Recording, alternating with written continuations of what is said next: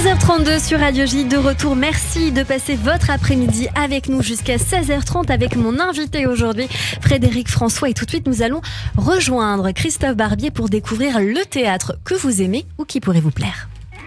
Radio J.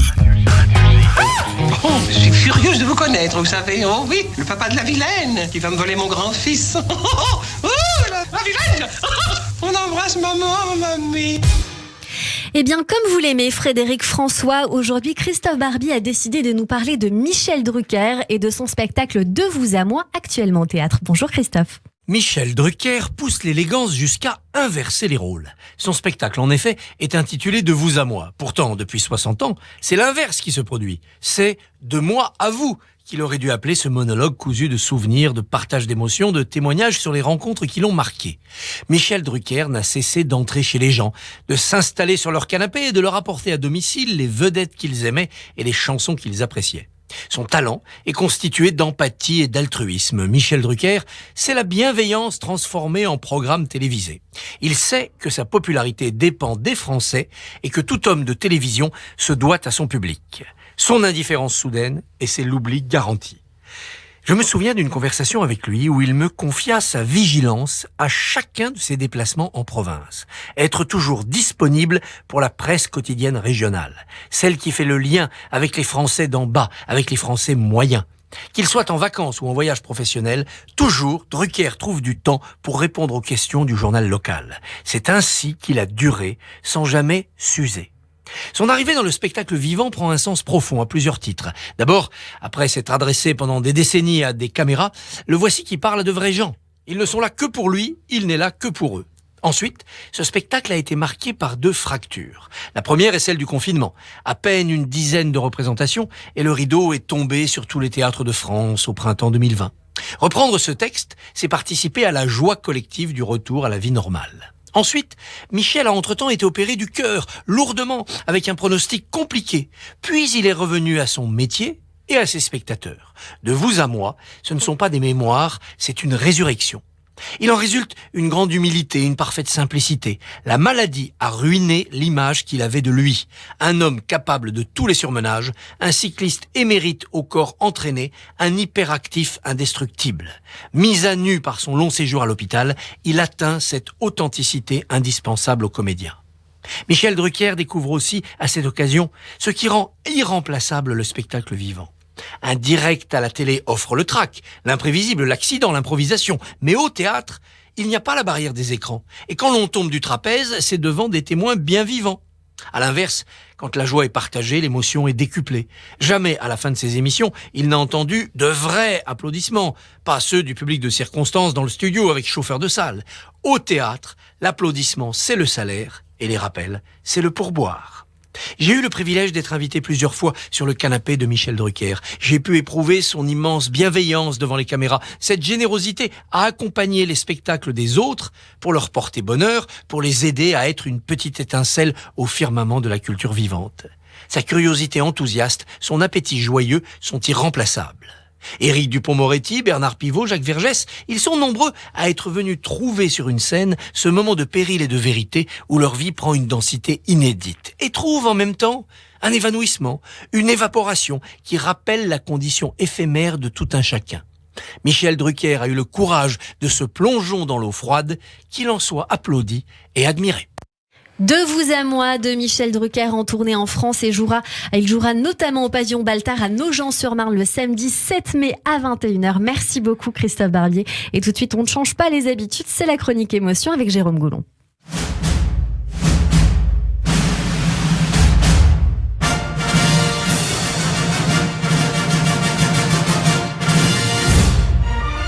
Bonjour Jérôme Goulon. Bonjour Cyrielle. Bonjour Frédéric. Bonjour. Très heureux de vous rencontrer. Alors c'est le moment de la chronique émotion. On va entrer dans votre univers musical et parler d'artistes que vous aimez. Ça fait plus de 50 ans que vous faites vibrer les gens avec vos chansons. Donc on va s'intéresser à ce qui vous fait vibrer vous et les chansons que vous écoutez quand vous n'êtes pas sur scène.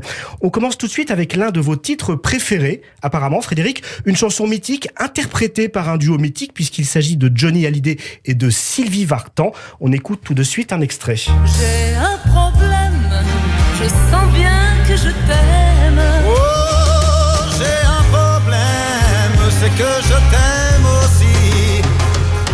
Ces mots-là restent toujours. Je sens que cette chanson vous fait réagir, Frédéric. Oui, parce que c'était le début quand je suis arrivé à Paris et je faisais les émissions de Midi Première.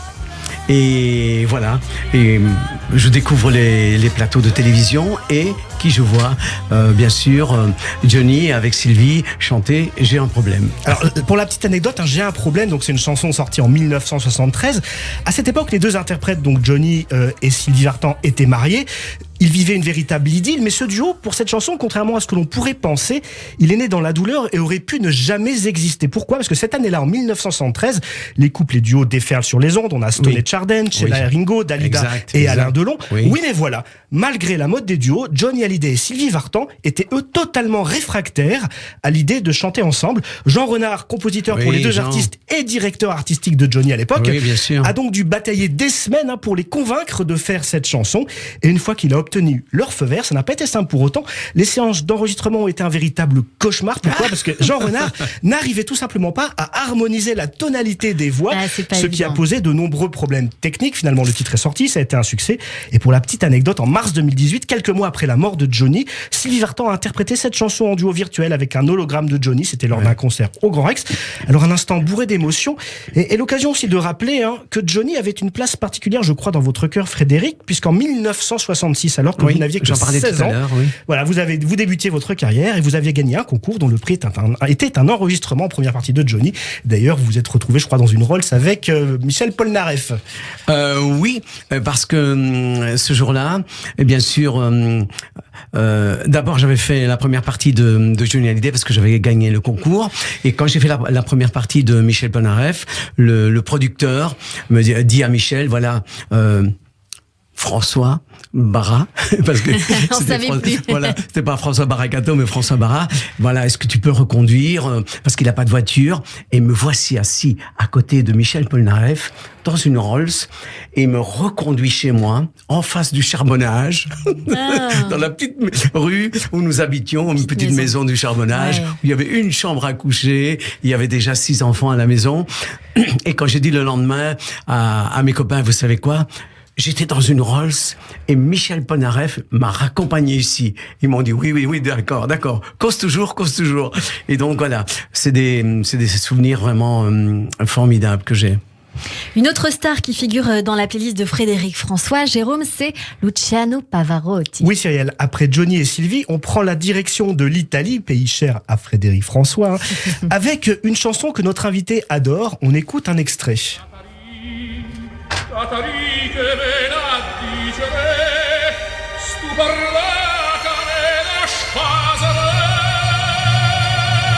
Alors cette chanson, c'est Cori Ingrato, désolé pour la prononciation, Cœur ingrat en français, qui est sorti pour la première fois en 1911. Elle a été reprise par de nombreux artistes, tels que Tino Rossi, Placido Domingo, Caruso, Andrea Bocelli, Caruso et bien sûr Luciano Pavarotti.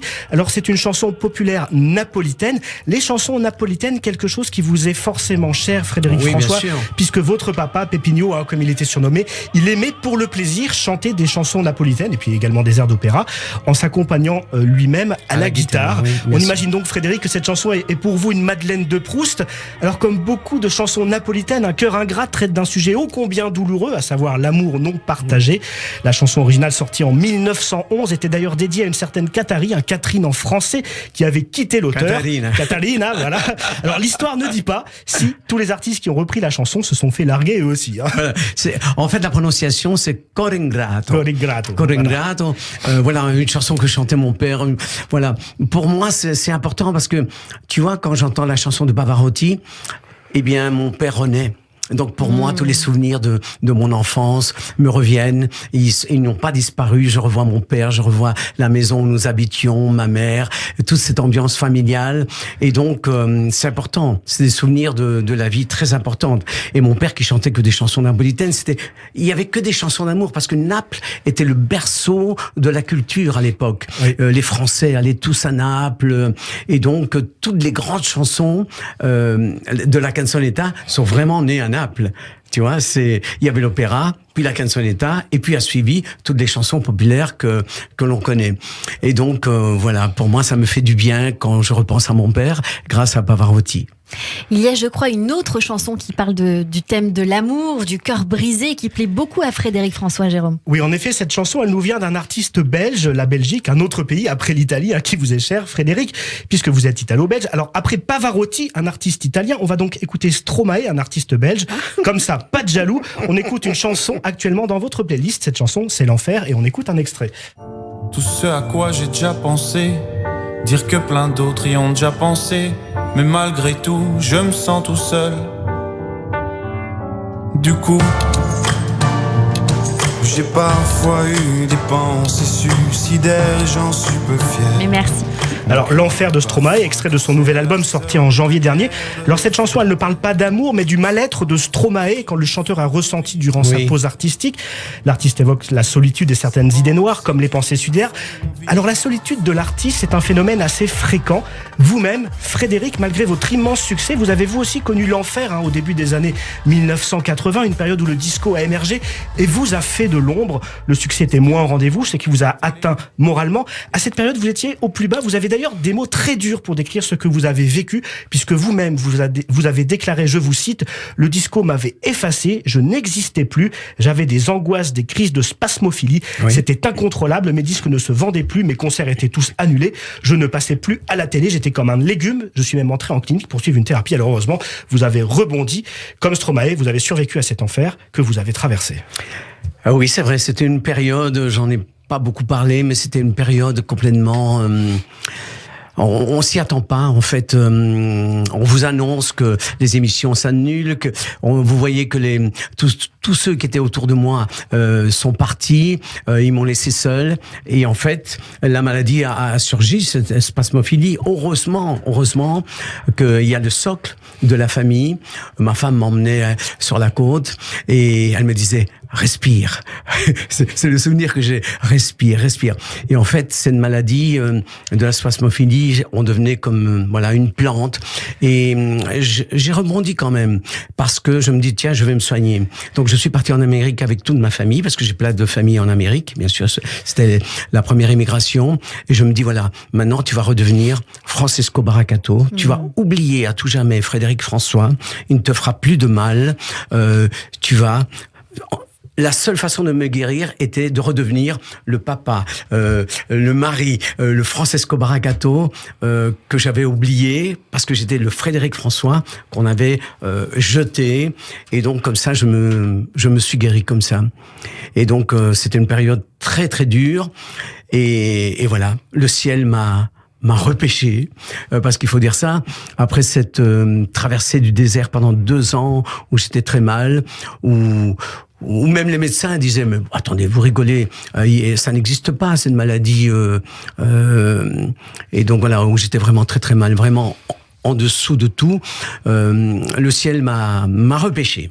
Un jour, je me trouvais au Luxembourg devant une vitrine où on vendait des disques, et une petite vendeuse qui était engagée pour l'été sort de ce magasin. Elle me dit « Waouh, j'adore ce que vous faites. Vous devriez chanter cette chanson-là. Elle vous irait, mais à la perfection. » Et moi, je dis « Bon, Fredo, fais plaisir à cette fille. Rentre dans le magasin et achète-lui cette chanson. » C'était une chanson allemande. Je comprenais rien de l'allemand, mais je devais lui faire plaisir. Et j'ai écouté cette chanson. Je suis arrivé à la maison. Je l'ai écoutée 10 fois, 20 fois, 100 fois. Et là, le frisson, je me suis dit, mais c'est un tube énorme. J'ai bataillé pour essayer de reprendre ces chansons parce que tout le monde me disait non, vous n'aurez pas les autorisations. Oui. Non, je veux pas écrire les paroles, rien du tout. Et pour finir, je sors cette chanson. 800 000 disques vendus. Et le directeur de me dire, nous sommes en train de reconquérir la France comme la gauche. Moi qui écoute tout ça, je me dis, mais qu'est-ce qui se passe? Et en fait, c'était l'époque où les radios libres sont nées. Et donc 81. Les gens avaient accès aux radios et demandaient le chanteur qu'ils aimaient. Voilà comment je suis né à nouveau. C'était quoi cette chanson qui vous a fait renaître? C'était Adios Amor. C'était une chanson avec un titre espagnol. Vous vous en souvenez toujours? Oui. Un petit refrain? Non, je peux pas vous la chanter parce que c'est difficile, mais c'était Adios Amor. Et voilà, grâce à cette fille, c'était une Portugaise, elle a changé le cours de ma vie. Voilà, tous ceux qui ont disparu et qui étaient là dans les années 70 ne sont pas revenus, et elle a changé le cours de ma vie, comme si j'étais, voilà, comme si on me prenait par la veste et on me disait, toi, mon petit Fredo, tu ne peux pas quitter la scène, tu dois continuer parce que tu dois encore apporter plein de bonheur à des millions de gens. Et depuis, ça ne s'est plus arrêté. Et depuis, ça ne s'est plus arrêté. Alors, revenons bien sûr aux personnes que vous aimez après Stromae. Il y a aussi un autre artiste contemporain qui vous fait vibrer, Frédéric François. Oui, dans un autre registre. Alors, chers auditeurs, je préfère vous prévenir tout de suite. Ah oui. Mouillez-vous la nuque. On va faire un grand écart. C'est une grosse cote. Frédéric François, ambassadeur des chansons d'amour depuis près de 50 ans. Enfin, depuis plus de 50 ans. Fan de tous les chanteurs que l'on vient d'évoquer, Pavarotti notamment. Je vous le donne en mine. De qui est-il fan ? Eh bien, Maître Gims, et notamment de la chanson Best Life, dont on écoute tout de suite un extrait. Génial, on arrive en hélico, ça fait comme Enrico. Mais mon premier, c'est trop hala en écho. Millions d'euros de déco sans page. Alors, mon cher Frédéric, en préparant cette chronique, j'ai cherché un point commun ou un lien entre vous, votre histoire et Maître Gims. J'ai passé quelques coups de fil, j'ai retourné Google dans tous les sens et je n'ai absolument rien trouvé. Enfin presque, j'ai finalement, non sans mal, déniché une petite perle. En l'occurrence, une citation de Phil Barnet, interprète de la chanson mythique Un enfant de toi, puisqu'il a déclaré en 2015 sur un site d'actu consacré au rap, Maître Gims n'est pas un rappeur, il chante super bien, mais c'est plus de la variétoche que du rap. Il termine en disant « Il fait du Frédéric François avec sa voix de black ». Frédéric François, c'est officiel. Si Maître Gims a fait une grande carrière, c'est donc grâce à vous. Est-ce que pour vous, cette phrase est un compliment ? Oui, c'est un compliment, bien sûr. Mais je savais pas que c'est bien d'avoir dit ça. Parce que quand il a commencé à chanter, et qu'il chantait Belle, là, mais c'est quoi ? C'est, ça peut être du napolitain, c'est très méditerranéen. Voilà, il a juste, il a habillé la chanson avec des sons d'aujourd'hui. Oui. Mais son chant et sa voix haute comme ça en chantant Bella, oui, ça aurait pu être un deuxième moi. Tu vois ce que je veux dire ? Ouais. Mais bon, et puis il a évolué, il est parti autre part, mais quand même, il est dans le coup au niveau des sons, il épouse l'air du temps, c'est ça que j'aime bien, dans les rythmes, dans les sons, parce que moi je suis un amoureux des sons et des rythmes, et donc c'est ce que je fais depuis des décennies, c'est-à-dire que les années 70, c'était on faisait des chansons avec l'orchestre en direct, avec les violons, les années 80, les boîtes à rythme, la TR 888, voilà, tous les sampleurs, et j'adore, là je suis en train de faire un nouveau disque, donc j'adore, je suis près de l'orchestrateur et je lui dis voilà, je veux ces sons-là, et ça, non, pas celui-là, parce qu'il y a moi, par rapport à mon style, il y a une ligne rouge que je peux pas dépasser. Je peux pas tout d'un coup devenir, je sais pas, un chanteur avec des sons hard ou... Vous allez pas mettre des casquettes à l'envers et des chaînes en or. Voilà, par exemple. Et donc ça, je sais que je peux pas. Ouais. Je peux pas décevoir le public, je peux pas les trahir et tout ça. Mais je m'approprie les sons d'aujourd'hui, les batteries et tout ça. Et donc, je pense que Maître Gims fait très bien ça.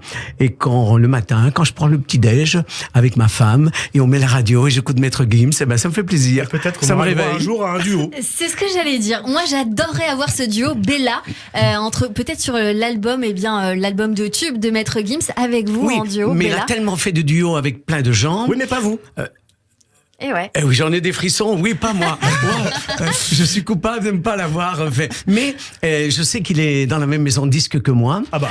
Alors voilà. Et pourquoi pas ? Et pourquoi pas ? Le tout est qu'il puisse rentrer dans mon monde et qu'il garde son style et qu'on puisse faire une chanson duo, qu'il choisisse. Qu'il aurait choisi et qui m'appartient. Et donc voilà, parce que c'est ça le thème de l'album duo, c'est les chansons qui sont dans la mémoire collective et dans le cœur des gens, et on les chante en duo. Mais on aurait deux voix qui se marieraient très bien. Si ma voix s'est mariée avec Roberto Alagna, qui est un ténor, avec Jean-Baptiste Guégan, c'est le voix d'Hallyday, et donc dans toutes les chansons, ma voix c'est vraiment mélangé avec tout le monde. Il n'y a pas de discorde, c'est vraiment waouh, elles se marient toutes, tu vois. Et donc, pourquoi pas avec Maître Gims ? Tout est possible. Mes lunettes, parce qu'habituellement aussi je mets mes lunettes. Tu vois, elles sont là. Donc on peut faire une photo. On va la faire. Voilà, je mets mes lunettes. François Gims ou Frédéric. On y pense. Pour finir, Jérôme, on quitte la musique et on parle d'un auteur très cher à Frédéric François. Alors on quitte la musique et très rapidement, je voudrais juste évoquer Éric Emmanuel Schmitt, un célèbre écrivain franco-belge, puisque vous aimez une œuvre qu'il a écrite, La Traversée des temps, un cycle romanesque en 8 tomes. Alors je ne vais pas résumer cette œuvre, un parce que ce serait trop long et deux parce que je ne l'ai pas lu. En tout cas, le titre vous va ravir, Frédéric François. C'est une bonne raison. Pour vous, ce n'est pas la traversée des temps, mais la traversée du temps que vous réalisez à merveille, puisque ça fait plus de 50 ans que vos chansons bercent des millions de Français, de Belges, d'Italiens. Je terminerai donc par une citation d'Éric Emmanuel Schmitt, en hommage à votre immense carrière, Frédéric. Oui. La musique nous aide à construire nos vies spirituelles, nous apaise, nous console, nous redonne de la joie, nous rend allègres, nous fait danser et chanter. C'est ce que vous faites pour nous, Frédéric François, et pour ça, merci.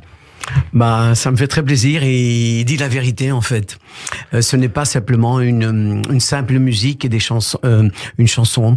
Elle rentre dans la vie des gens, les gens se l'approprient, ils vivent avec, ça leur rappelle des repères très importants de leur vie et je suis d'accord avec lui vraiment. Merci beaucoup Jérôme Goulon, on se donne rendez-vous la semaine prochaine et tout de suite si vous le voulez bien Frédéric François, vous allez vous faire croquer par Nina Azoulay, l'occasion de mettre nos papilles ensemble. Allez, prépare-toi Fredo, on va te croquer sur Radio J. Le rôti de sanglier au velours, le lapin à la cabriole. La cabriole. Et si j'ai encore une petite faim, vous me donnerez un yaourt. Puis alors vite parce que je suis très pressé. Et on n'est pas très pressé. Bonjour Nina, quel est le menu aujourd'hui? Dites-nous tout. Bonjour Cyrielle. Bonjour Frédéric, je peux vous appeler Frédéric? Oui, Fredo, Frédéric, oui, voilà. Super, on est sans à l'aise. problème. Bon alors le menu aujourd'hui, votre plat préféré c'est les pâtes aux sardines, donc prononcé en italien pasta cu sarde, je sais pas si j'ai un bon dire. Parfait, parfait. Ok, cool. Mais attention, c'est pas n'importe lesquelles, c'est celles qui sont préparées par votre maman. Oui. C'est ça. D'ailleurs j'ai vu, anecdote comme ça, que le surnom de votre maman c'était Nina. Nina. C'est marrant parce que je m'appelle Nina. Nina aussi. Oui, voilà. Bon, on revient au plat, aux pâtes aux sardines. En fait, j'ai remarqué que les plats que nous faisaient nos mères dans notre jeunesse, peu importe le goût qu'ils avaient, même si on se rend compte avec les années que c'était pas foufou, on les kiffait. Ah non. C'était formidable ce qu'ils faisaient. Ça dépend des mamans. Tout le monde dit que c'est formidable. Non. Nos femmes, à tous, les femmes, par exemple, ma femme voulait absolument cuisiner comme ma mère. Parce que ma mère, elle prenait une poignée de ceci. Elle ne calculait pas. Et le goût était vraiment extraordinaire. Et donc, et les enfants, mes enfants vont dire, quand ils vont rencontrer, où ils vont se marier, si tu pouvais cuisiner comme ma mère, tu vois ce que je veux dire, comme ma femme. Donc, on a tous ces souvenirs de jeunesse et... c'est un peu la Madeleine de Proust, non? Cette fameuse odeur qui nous ramène sur un souvenir précis. Mais tout le temps, les goûts, les parfums, tout ça résonne dans nos têtes et dans nos cœurs. Ouais. Mais moi j'ai réfléchi, c'est pas la Madeleine, moi, c'est le boulou qui me ramène à mon enfance. Le boulou, c'est un gâteau tunisien. Je sais pas si vous connaissez, c'est très bon, très sucré. Comment ça s'appelle? Boulou. Le boulou. Même le nom déjà est très sympa. Oui. Il est constitué de quoi ce boulou? Alors je saurais pas vous dire la recette parce que je ne cuisine. Voilà. Mais c'est très bon, très sucré, un peu fleur d'oranger. Mais il y a un problème. Un petit dessert. Ouais, un petit dessert, mais il faut faire attention parce que c'est très sec. Vraiment très très sec. C'est le genre de gâteau qu'on trempe dans le café, vous voyez. Oui, mais c'est intéressant. Le problème, c'est que quand on le trempe, il n'y a plus de café dans la tasse. Votre papa faisait le boulot. Je sais pas si c'était du boulot. Une sorte de gâteau sec. Voilà, prendre un petit gâteau qu'on trempe dans le café, tu vois, ça. C'est très méditerranéen, ça. C'est très méditerranéen, mais il y a un problème du boulot, c'est que quand on le trempe dans la tasse, il n'y a plus de café. Ça absorbe tout. C'est fini, il n'y a plus rien. Oui, l'éponge. Il n'y a plus de café. Non, mais les souvenirs d'enfance, c'est quelque chose. Surtout avec une mère tunisienne. Alors, je ne sais pas si c'est pareil avec une mère italienne. Beaucoup d'amour, beaucoup de câlins, mais de cris aussi, des babouches qui volent partout. Mais toujours de l'amour quand même. Voilà. Oui, mais c'était leur façon à elles de s'exprimer. Il y a beaucoup de... Voilà, cette île de la Sicile était une île où ça a été la plus grande immigration avec, je le dis tout le temps, les Juifs et les Siciliens, ce sont les deux sociétés qui ont le plus immigré. D'ailleurs, la première, ils sont tous partis en Tunisie à la Goulette. Ouais. Tous les Siciliens sont partis à la Villette. Oui, ma famille vient de là-bas, moi. Ah ben voilà. Donc c'est le rapprochement. Voilà. La deuxième est partie en Amérique et la troisième est partie en Belgique, en France, dans les mines de charbon et tout ça. Mais si je peux me permettre, moi il y avait beaucoup d'amour, mais c'est aussi grâce à vous, Frédéric François, je dois vous le dire. C'est vrai? Ah ouais, parce Elle que chantait mes chansons? Ah mais vous faites partie de ma famille, vous m'avez bercé enfant. Oh là là là là. Rendez compte. Pas de... Tout l'amour que je vous ai donné. Ouais. C'est comme si je vous avais pris dans mes bras et si je vous avais chanté « Mon cœur te dit je t'aime ». Non mais vraiment, je me suis servi de vous parfois, j'avoue, parce que par exemple si je rentrais avec un mauvais bulletin, je mettais un petit coup de Frédéric François et là ça passait. Mais ça passait les yeux fermés. Mais j'adore votre état d'esprit parce que vous décrivez l'amour comme quelque chose de beau, de simple, de romantique. Je dois vous dire que ça a changé beaucoup. Attention, c'est l'émotion la plus forte chez l'être humain. Il n'y a pas un être humain qui n'a pas besoin d'amour. On a tous besoin d'amour parce que c'est ça le socle de notre vie. Qu'est-ce qu'il reste après? Oui, mais le problème, je trouve que c'est dans notre génération. En fait, par exemple, je vous donne un exemple. Vous me dites si ça vous parle. Aujourd'hui, quand on parle de nos dates, on parle en années. C'est-à-dire, on dit je sors avec un 2001, une 2003, tout ça. Je me suis imaginé nos parents qui faisaient oui, j'ai un date avec un 1956. Voilà, qu'est-ce que ce serait un petit peu angoissant, je trouve. Voilà, je peux. Ouais. Vous savez quoi, ce qu'on va faire, Nina? La chronique n'est pas terminée. On va faire une petite pause et on revient dans quelques instants pour la suite avec Nina Azoulay sur Radio J. Avec plaisir. Radio J. 15h, 16h30. Cyrielle Sarah Cohen. De retour sur Radio J avec mon invité Frédéric François pour son album Frédéric François en duo. Merci beaucoup d'être encore avec nous. Si vous êtes en train de nous écouter, de nous rejoindre, merci à vous Frédéric François. Et juste avant de passer au journal de l'information, on s'est quitté avec Nina Azoulay qui nous parlait du problème avec notre génération aujourd'hui. Ouais, franchement, alors en fait, les mecs de ma génération, on se l'est dit, ils ont peur de l'amour. Vous, non seulement vous avez pas peur, mais en plus vous le chantez, vous le clamez, vous êtes fiers et je trouve ça beau. Moi, le truc le plus romantique qu'un mec m'ait dit après avoir passé la soirée avec moi, c'est on se tient au jus. Oh non. Ah si. Non, mais qu'est-ce que ça... Mais le pire, c'est que moi j'étais contente parce que ça voulait dire qu'il voulait me revoir. C'est ça le problème. Oui, mais ça suffit pas. Vous voulez pas donner des masterclass, des cours? Il faudrait. Voilà, mais c'est une autre génération. Moi, j'ai une fille aussi. Ben, j'ai peur. J'ai peur de ces mecs qui réagissent pas comme ils devraient. Voilà. Et quand j'analyse, par exemple, les paroles de vos chansons, notamment Je t'aime à l'italienne, pour moi, c'est la plus emblématique de votre carrière. Enfin, j'ai l'impression que tout le monde la connaît. Tout le monde la connaît. Mais vraiment, tout le monde la connaît. C'est-à-dire toutes les générations où on a entendu quelqu'un la chanter, l'ont entendu dans un poste, l'ont entendu lors d'un concert, enfin, évidemment. Mais si j'écoute les paroles, c'est très romantique, comme je le disais. Voilà, là.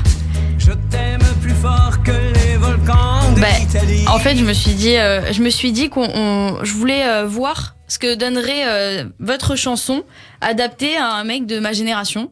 Et donc j'ai transformé un peu les paroles. Vous allez chanter, Nina? Allez. Non, je vais pas chanter. Ou alors vous chantez avec moi. Non, mais allez-y. je vous donne les paroles. Non. on va faire les choses. Allez-y. Non, mais moi je les ai aussi. Ah oui, mais... je vous les laisse. On va se tenter un duo. Ça va? Alors je suis pas maître Gims, mais ça. Voilà. J'ai pas besoin de lunettes, c'est bien. Alors... Ouais, ça va. Alors vous voyez ou pas en tout cas, en gros déjà je t'aime à l'italienne deviendrait je te kiffe, j'ai pas la haine. Déjà, parce qu'on est plus. Mais moi j'ai pas ça comme parole. Ah si. Ah oui, plus bas. Pardon. Ah oui, je te kiffe, j'ai pas la haine. Je te kiffe, j'ai pas la haine. C'est quand vous voulez. Je te kiffe, j'ai pas la haine. Je te kiffe, j'ai pas la haine. Ah oui, d'accord. Oui, ça change beaucoup, ça. J'ai au fond de mes tripes un son de ouf, viens me voir sur scène. Je suis dans le mal web et là t'as pris tout mon oxygène. Mais non. C'est pas mal, non? C'est pas mal. Bon après moi je crois que je préfère. Mais voilà, ça me ressemble pas tout ça. Non. Ça me ressemble pas. Non, franchement, votre version, elle est 1000 fois mieux. On peut s'en remettre un petit coup parce que c'est juste du pur kiff. Oui. Merci beaucoup, Nina Azoulay. Évidemment, on vous retrouve la semaine prochaine sur Radio J. Merci beaucoup. En attendant, on vous retrouve comme toujours en podcast sur le YouTube de Radio J et sur radioj.fr.